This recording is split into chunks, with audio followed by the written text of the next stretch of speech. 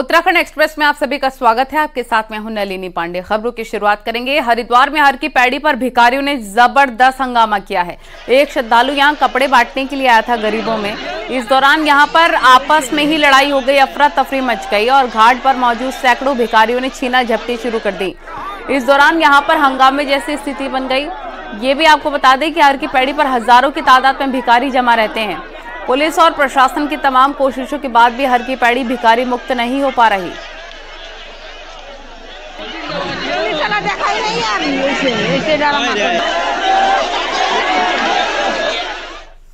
टिहरी में चलती बस का अचानक से ब्रेक फेल हो गया। ब्रेक फेल होने की घबराहट के चलते बस में एक 55 साल की महिला वहां से कूद गई, जिससे उसकी मौत हो गई।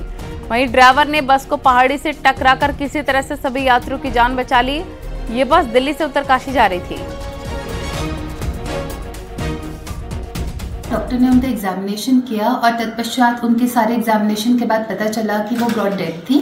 तो उसके बाद अब हमारे पास फिलहाल वो हमने मॉर्चरी में उनको रखा हुआ है और हम उनके पोस्टमार्टम की प्रक्रिया चालू कर चुके हैं। गाड़ी दिल्ली से उत्तरकाशी जा रही थी और गाड़ी अचानक ब्रेक प्रेशर पर फट गया और ये मशीनरी है, इसका मशीनरी में कुछ भी हो सकता है।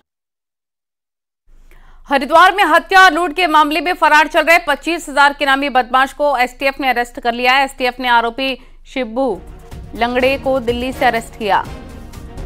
हरिद्वार के डॉक्टर अशोक चड्ढा की हत्या और लूट के मामले में फरार चल रहा था। पुलिस पहले ही आरोपी के दूसरे साथियों को गिरफ्तार कर चुकी है।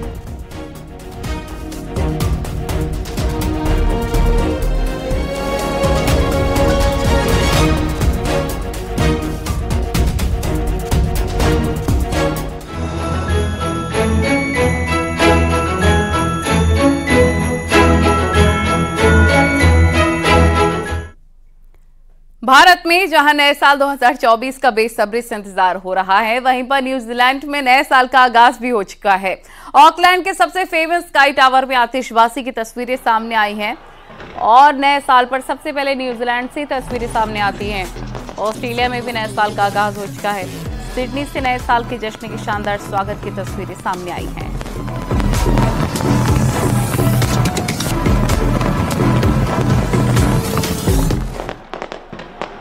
और नैनीताल में न्यू ईयर जश्न की तैयारी शुरू हो गई है, लेकिन इस बार पर्यटकों की थोड़ी कमी देखी जा रही है।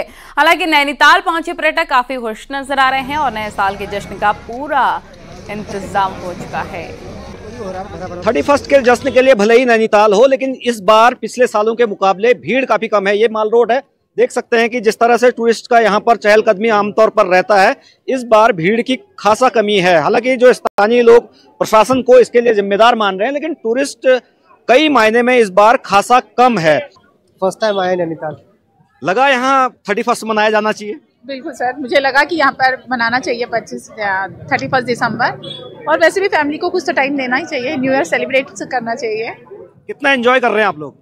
अभी तो लॉट्स ऑफ फन, बिकॉज हम सिर्फ फैमिली के साथ आए हैं, एंड अदर कोई भी पर्सन हमारे साथ इन्वॉल्व नहीं है, तो हमें बहुत एंजॉय हो रहा है। तो ये देख सकते हैं कि पीछे किस तरह से जो भीड़ है वो इस बार हालांकि कम है, लेकिन बावजूद इसके जो टूरिस्ट यहाँ पर है वो पूरी तरीके से एंजॉय कर रहा है। क्योंकि जिस तरह से आमतौर पर आज 31 है, कल नया साल का है और आज शाम को नया साल का जश्न भी मनाया जाएगा, लेकिन टूरिस्ट की कमी खास तौर पर जो पर्यटन कारोबारी हैं उनको झेलनी पड़ रही है और सीधा असर रोजगार पर भी पड़ रहा है। तो ये कहा जा सकता है कि जिस तरह से टूरिस्ट जो आए हैं वो एंजॉय कर रहे हैं और जो स्थानीय स्तर पर है इसका असर भी देखा जा सकता है।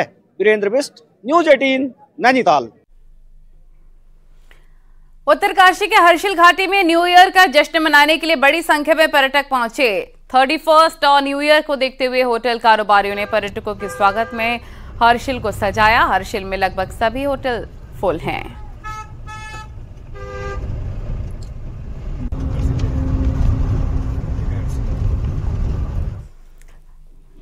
और अगर आप न्यू ईयर का जश्न मनाने के लिए औली पहुंच चुके हैं तो आप भी औली में लगी हुई चेयर लिफ्ट का लुत्फ जरूर उठाइएगा।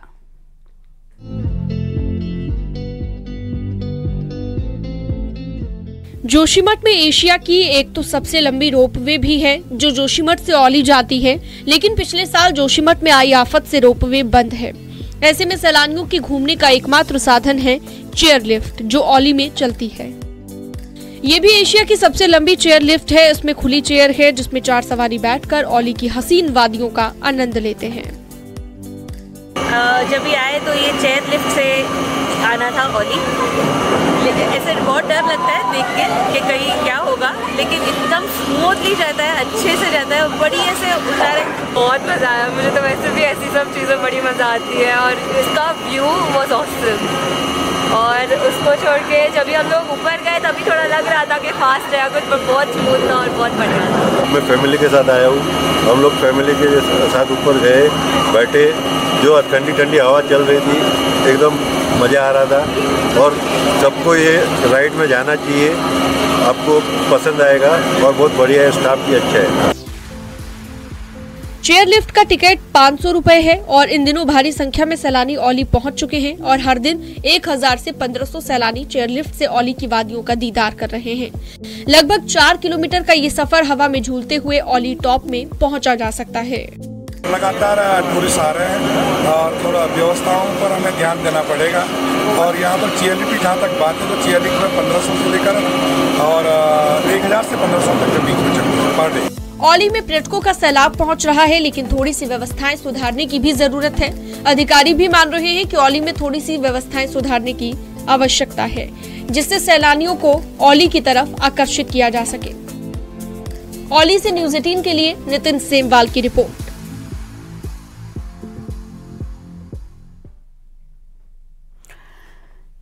धार्मिक पर्यटक का मुख्य केंद्र ऋषिकेश अब धीरे धीरे एडवेंचर टूरिज्म का बेहतर पॉइंट बनता जा रहा है। नए साल पर जिसका लुत्फ उठाने पर्यटक भी भारी संख्या में पहुंच गए हैं। देखिए,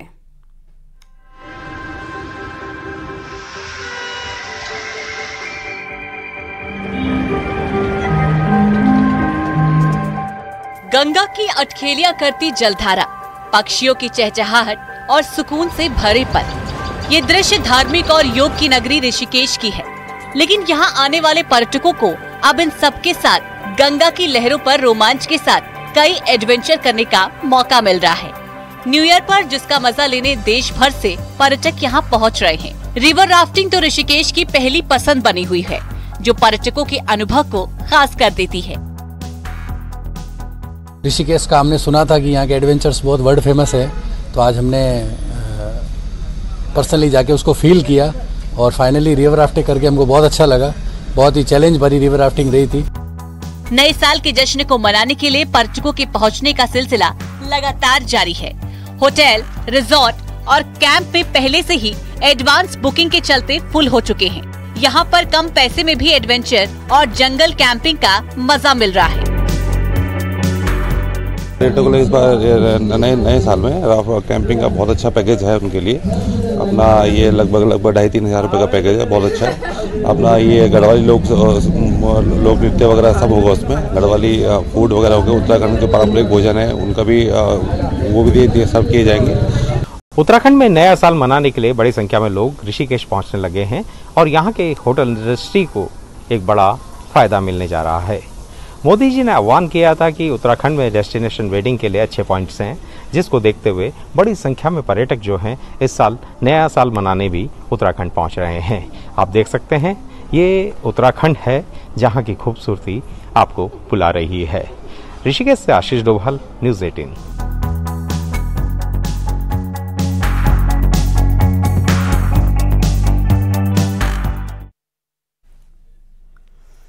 नए साल पर जश्न के नाम पर हुड़दंग करने वालों से इस बार हरिद्वार पुलिस सख्ती से निपटेगी। जिले के एसएसपी ने हुड़दंगियों को चेतावनी जारी करते हुए सख्त हिदायत दी है कि न्यू ईयर सेलिब्रेशन के नाम पर अगर हुड़दंग करने या कानून का उल्लंघन करने की घटनाएं सामने आएंगी तो ऐसे लोगों पर सख्त कानूनी कार्रवाई होगी। गौरतलब है 31 दिसंबर की रात को न्यू ईयर सेलिब्रेशन की आड़ में कई लोग नशे और उत्साह में हुड़दंग पर उतारू हो जाते हैं।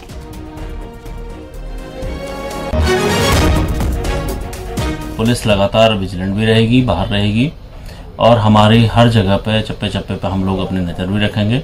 शराब पी के या अत्यधिक तेजी से वाहन चलाते वक्त या कोई भी कानून की अगेंस्ट अगर कोई जाता है उसके खिलाफ हम लोग सख्त कार्रवाई भी करेंगे। बाकी हम सब लोग आपकी इस नववर्ष के आयोजन में आप लोगों के सहयोग के लिए आकांक्षी भी।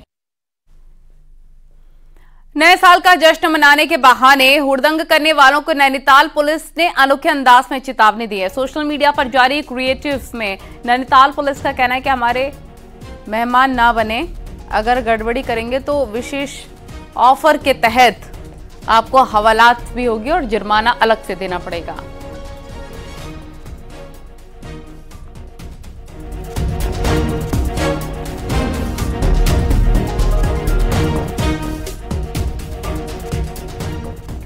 नए साल के जश्न के मद्देनजर उत्तराखंड में सभी रिजर्व फॉरेस्ट एरिया में हाई अलर्ट घोषित कर दिया गया है। कॉर्बेट और राजाजी टाइगर रिजर्व भी हाई अलर्ट पर रखे गए हैं। राजाजी टाइगर रिजर्व में एंट्री के सभी चारों गेट पर कड़ी सुरक्षा व्यवस्था के साथ 24 घंटे पेट्रोलिंग जरूर कर दी गई है।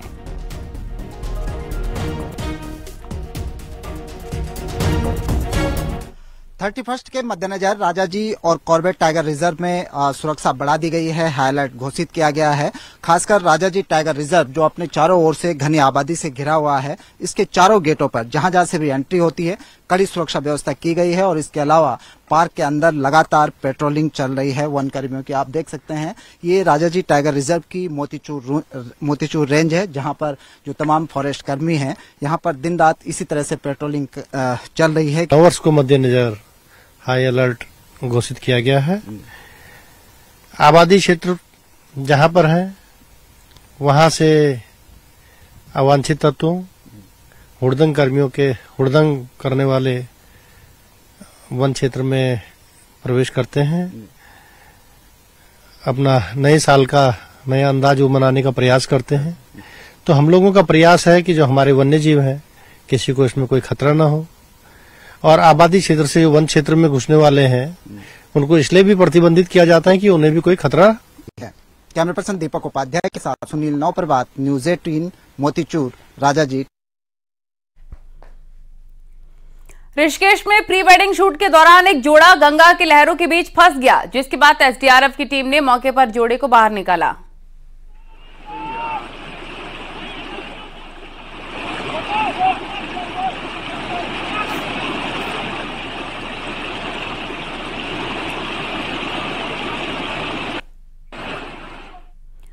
सीएम पुष्कर सिंह धामी ने यूसीसी को लेकर कहा कि नए साल में यूसीसी ड्राफ्ट कमेटी हमें रिपोर्ट सौंप देगी और सरकार उसे नए साल में लागू करने की कार्रवाई करेगी।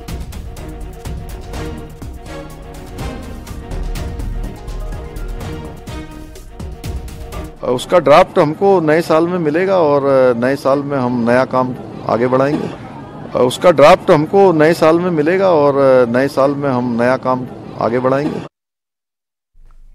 अब आपको दिखाते हैं पहाड़ टॉप 10 न्यूज। अल्मोड़ा में उत्तराखंड परिवर्तन पार्टी ने सरकार का पुतला फूंका और जमकर नारेबाजी की। रामनगर के कॉर्बेट के पास प्रदर्शन कर रहे लोगों की गिरफ्तारी का विरोध।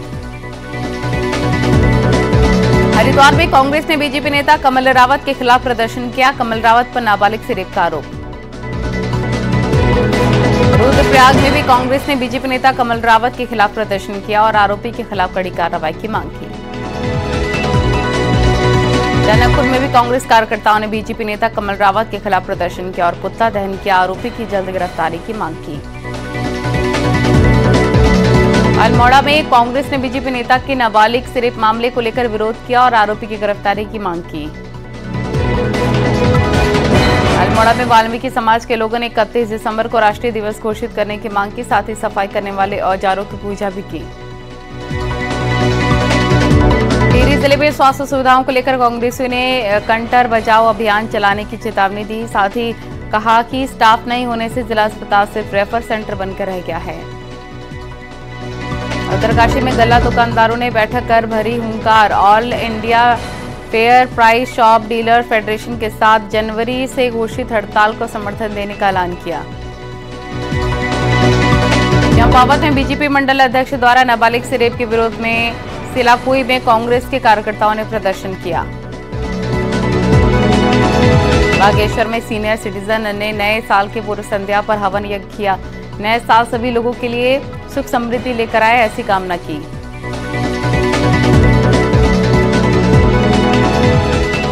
अयोध्या में श्री राम मंदिर के प्राण प्रतिष्ठा के कार्यक्रम की तारीख नजदीक आने के साथ कुम्हारों के कारोबार में तेजी आई है। क्या है वजह, इस रिपोर्ट में देखिए।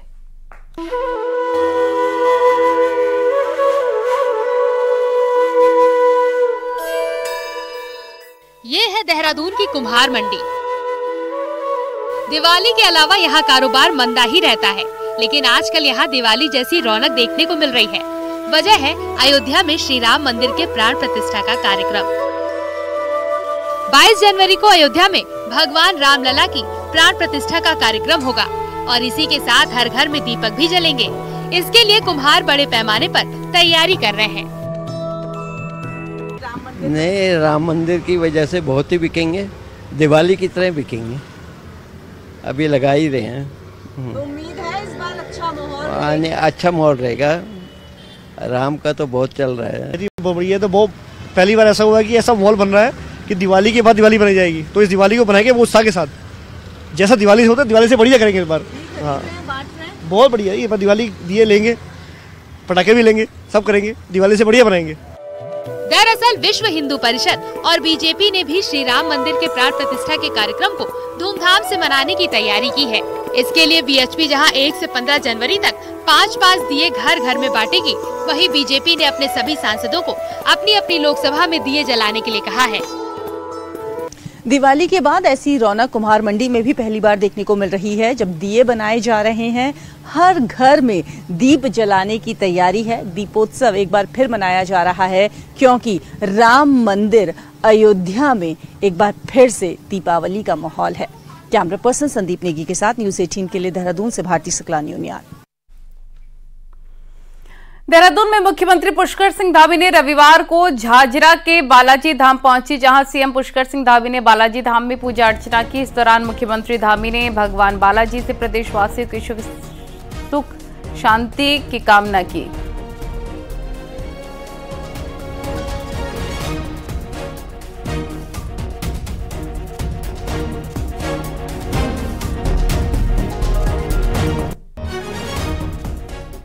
आज मन की बात कार्यक्रम का प्रसारण किया गया, जिसमें पीएम मोदी ने फिट इंडिया, मोटे अनाज और युवा पोषण पर चर्चा की। देहरादून में सीएम धामी ने भी सुनी पीएम के मन की बात, जहां मन की बात के बाद सीएम ने मीडिया से बात करते हुए बताया, पीएम के नेतृत्व में देश आजादी का अमृत महोत्सव मना रहा है और 22 जनवरी को अयोध्या में रामलला विराजमान होने जा रहे हैं, जिसके हम लोग भी साक्षी बनेंगे। प्रधानमंत्री जी के नेतृत्व में आज वो हर चीज जो हमारे संस्कृति से जुड़ी हुई है, हमारी विरासत से जुड़ी हुई है, उन सबको मन की बातों के माध्यम से भी आगे लाने का प्रयास हुआ है, उनके कार्यक्रमों में भी लाने का हुआ है।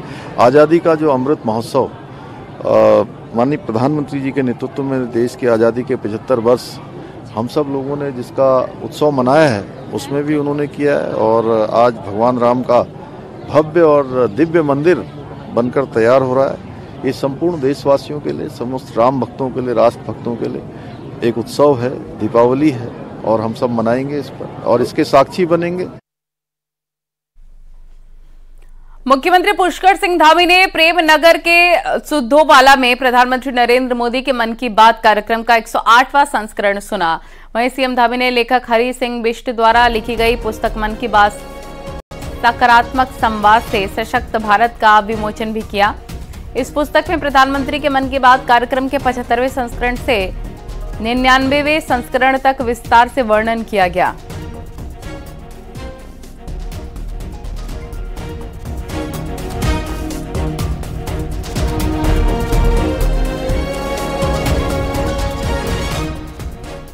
टर्की से लापता मर्चेंट नेवी के कार्यरत देहरादून निवासी अंकित सकलानी के परिजनों की मदद के लिए राज्यसभा सांसद अनिल बलूनी आगे आए हैं। अनिल बलूनी ने विदेश मंत्री एस जयशंकर से बातचीत कर अंकित सकलानी का पता लगाने का आग्रह किया। अंकित मुंबई स्थित एलवी शिपिंग कंपनी में काम करता है। अनिल बलूनी ने महाराष्ट्र के डिप्टी सीएम देवेंद्र फडणवीस से भी बात की और मुंबई पुलिस कमिश्नर को इसकी गंभीरता से जांच करने को कहा, ताकि वास्तविक स्थिति का पता लग सके। अंकित का शिप 1 दिसंबर को रूस से तुर्की के लिए रवाना हुआ था। इस दौरान अंकित ने अपने घर कई बार संपर्क किया था और अपनी हत्या की आशंका जताई थी।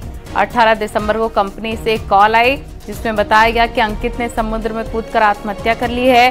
वहीं अंकित के परिजन अब उसका पता लगाने के लिए दर दर भटक रहे हैं।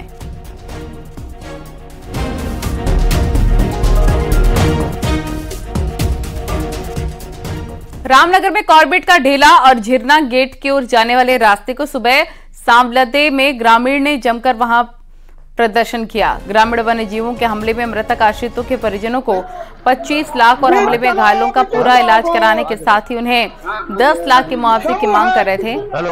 धरना स्थल पर भारी मात्रा में मौजूद पुलिस ग्रामीणों को बसों में भरकर अपने साथ ले गए, धरने को खत्म कराया। ग्रामीणों का आरोप है कि शुक्रवार को डायरेक्टर ने बातचीत के लिए अपने ऑफिस बुलाया था, लेकिन जब ग्रामीण वहां पहुंचे तो डायरेक्टर उन्हें नहीं मिले, जिसपे भी ग्रामीणों में रोष बना हुआ है। देखिए, ये तानाशाही है, ये हिटलरशाही है मोदी सरकार की, धामी सरकार की। आज लोग बाघ से मारे जा रहे हैं, जंगली जानवरों से पूरा उत्तराखंड तबाह है और लोगों की बात सुनने की जगह लोगों को गिरफ्तार किया जा रहा है, शांतिपूर्वक आंदोलन का दमन किया जा रहा है, गुंडागर्दी पर उतर गई है सरकार। इसका हम लोग निंदा करते हैं और हम कहना चाहते हैं कि गिरफ्तारियों से आंदोलन रुकता नहीं है, आंदोलन आगे बढ़ता है। बाघ, हाथी आदमी की जान ले रहे हैं, लोगों को मार रहे हैं और सरकार उनकी सुरक्षा करे, और यदि सरकार इंसानों की सुरक्षा नहीं कर सकती तो ये सरकार का फेलियर है। देहरादून के सुरई वन रेंज में घायल बाघ घूम रहा है। बाघ के पेट में शिकारियों का लगा हुआ तार फंस गया है। फिल्म एक्टर रणदीप हुड्डा ने एक्स पर घायल बाघ की फोटो शेयर की। इस फोटो के आधार पर chief wild life warden Sameen Sinha ने कहा कि बाघ की मॉनिटरिंग के लिए कमेटी बनाई गई है और बाघ का ट्रैंकुलाइज करने की परमिशन दे दी गई है।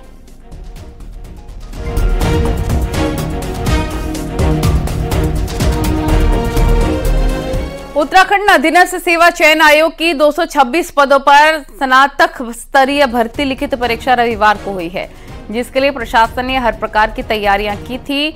वहीं पर हर सेंटर में महिला पुलिस कांस्टेबल के साथ 2 पुलिस जवानों की ड्यूटी लगाई गई थी। साथ ही सभी सेंटरों पर सीसीटीवी कैमरे भी लगाए गए थे, जिससे परीक्षा में किसी भी प्रकार की धांधली न हो।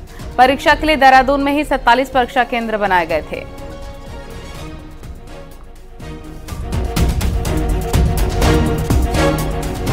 चमोली के पांडुकेश्वर में स्वामी अभिमुक्तेश्वरानंद का विरोध लोगों ने किया है। लोगों ने अभिमुक्तेश्वरानंद को शंकराचार्य मानने से इनकार किया।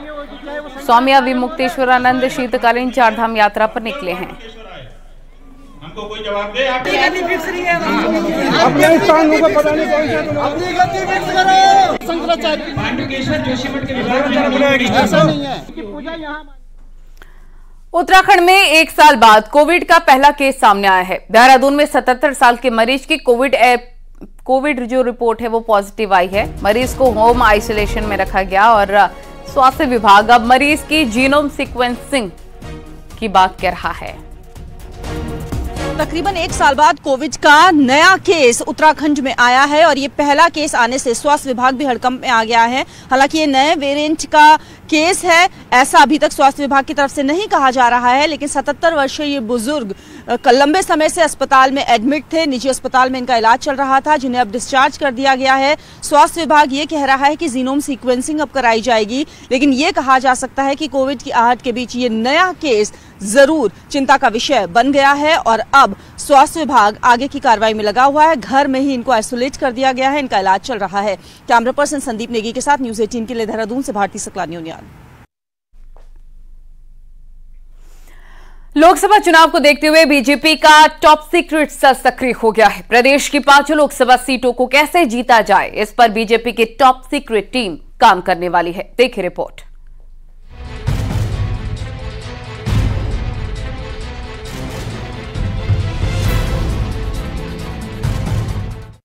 उत्तराखंड की 5 लोकसभा सीट वैसे तो बीजेपी के ही पाले में है, लेकिन 2024 लोकसभा चुनाव में कहीं से भी कोई भी कमी न रह जाए, इसके लिए बीजेपी ने अपने टॉप सीक्रेट टीम को सक्रिय कर दिया है।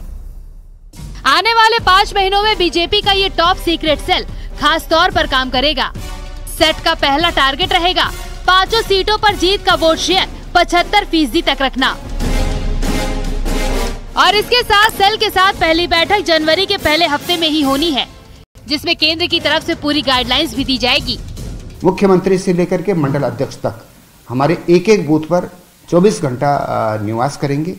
वहां पर पार्टी की मजबूती के लिए विचार करेंगे और उन बूथों का भी विचार करेंगे जिन बूथों पर हम पिछले चुनाव में विधानसभा और लोकसभा के चुनाव में हम पीछे रहे, उसको भी आगे बढ़ाने के लिए बूथ को जीतने की रणनीति बनाने की योजना है। अब लोकसभा चुनाव करीब है तो हर छोर से बीजेपी अपने पत्ते फेंट रही है। 2 से लेकर 26 जनवरी तक के लिए बीजेपी ने अपने प्रोग्राम शेड्यूल कर लिए हैं। यानी जीत के लिए चौतरफा प्लान तैयार कर लिया गया है, जिसमें टॉप प्रायोरिटी पर महिला और यूथ को रखा गया है। न्यूज़ 18 के लिए देहरादून से भारती सकलानी की रिपोर्ट।